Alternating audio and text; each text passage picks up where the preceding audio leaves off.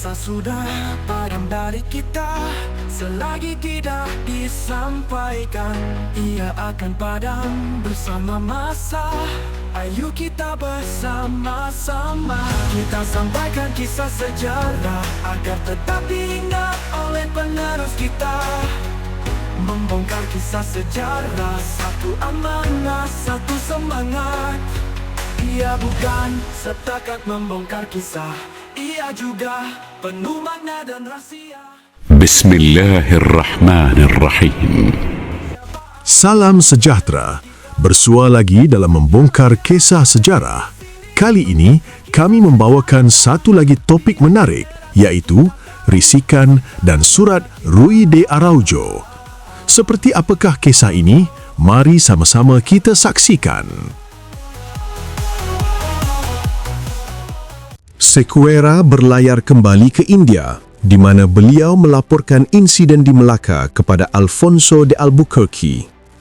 Raja Portugal kemudiannya mengarahkan Diego Lopez Vasconcelos, Diogo Mendes de Vasconcelos menurut R.O.W. Winstead, membawa belayar armada menuju ke Melaka pada bulan Mac 1510 untuk membebaskan tentera Portugis yang berada dalam tahanan Melaka.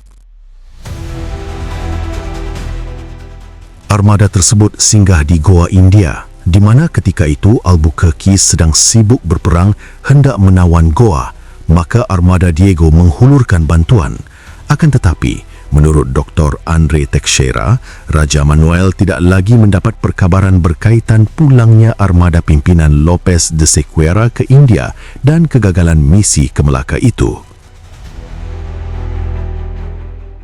Walau bagaimanapun, baginda telah menghantar sebuah lagi armada yang diketuai oleh Diego Lopez Vasconcelos, yang mana armada itu singgah di Goa dan memaklumkan tentang kegagalan misi Sequeira oleh Albuquerque. Maklumat sulit yang diterima daripada Araujo di Melaka menyatakan tentera Melaka adalah kuat. Oleh itu, sebagai panglima perang tentera Portugis di Asia, Albuquerque telah menghalang Diego meneruskan pelayaran ke Melaka. Kata beliau, perdagangan di Melaka tidak akan terjejas dengan kehadiran 4 buah kapal buruk kita. Armada itu meneruskan juga pelayaran tanpa pengetahuan Albuquerque ke Melaka atas arahan Diego, kerana Diego patuh kepada titah Raja Portugal untuk berlayar terus ke Melaka. Menyedari hal ini, Albuquerque telah mengarahkan 2 buah kapal yang laju untuk memintas armada Diego. Diego ditahan dan dihantar pulang ke Lisbon. Berikut adalah ringkasan terjemahan kandungan surat daripada Rui de Araujo kepada Alfonso de Albuquerque oleh Arthur Basilio de Sá. Kami tidak dapat memberikan maklumat penuh kepada Tuan Yang Terutama akan tempat ini kerana sebagai tahanan, kami hidup dalam ketakutan di kalangan manusia buruk yang pernah Tuhan ciptakan. Kami tidak berani bertanya atau bercakap dengan sesiapa pun, tetapi atas permintaan, kami telah berjaya mengumpulkan maklumat. Terdapat kira-kira 10,000 rumah di penempatan sepanjang sungai dan pantai.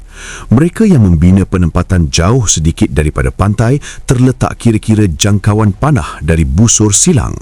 Kira-kira 500 buah dibina dengan tanah membolehkan barangan dilindungi daripada api, manakala selebihnya dibina dengan jerami seperti di India atau lebih buruk lagi keadaannya. Terdapat kira-kira 4,000 hulu balang dan prajurit, tidak lebih dari itu. Selebihnya pula ialah hamba suruhan. Mereka hanya bersenjatakan keris yang mereka sisipkan di pinggang. Senjata yang digunakan oleh hulu balang ialah tombak, pedang, panah dan sumpit. Hanya segelintir mempunyai baju perisai yang melindungi diri mereka.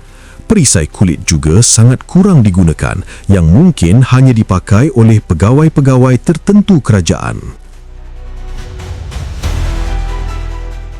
Kebanyakan mortar adalah seperti musket dan selebihnya seperti yang kita lihat di Calicut, yang melepaskan peluru berbola, cannonballs, tetapi mereka sangat kekurangan bombardier, kru meriam dan ubat bedil. Kami dipaksa untuk mengajarkan mereka, tetapi atas kehendak Tuhan, tiada di antara kami mempunyai pengetahuan membuat ubat bedil yang boleh diajarkan kepada mereka.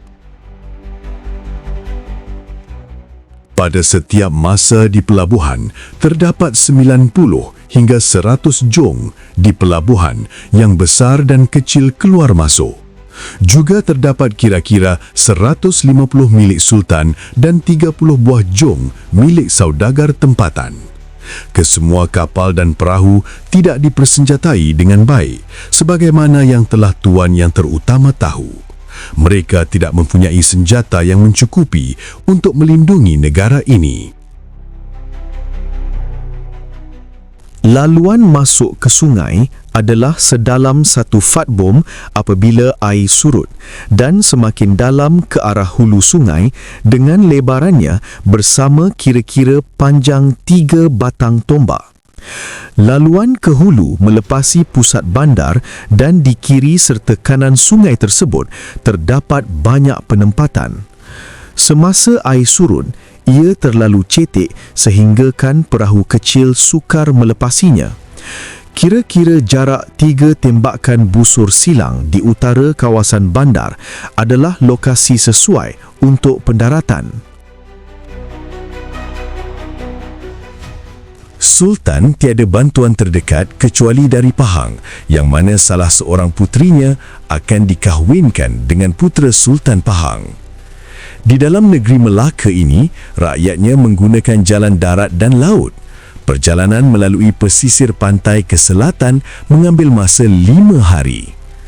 Sultan Melaka adalah lemah kerana populasi rakyatnya yang kecil. Sultan Melaka bermusuhan dengan Raja Siam yang memiliki negeri yang luas, lebih ramai rakyat dan senjata, walaupun mereka disangkakan tidak kuat.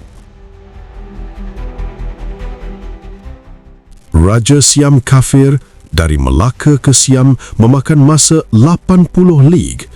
Antara Siam dan Melaka terletaknya negeri Pahang. Sultan Melaka juga bermusuhan dengan Raja Aru yang negerinya terletak di Sumatera. Kami juga mendengar khabar angin Raja dari Jawa juga tidak berpuas hati dengan Melaka dan akan menghantar angkatan perang menawan pelabuhan ini.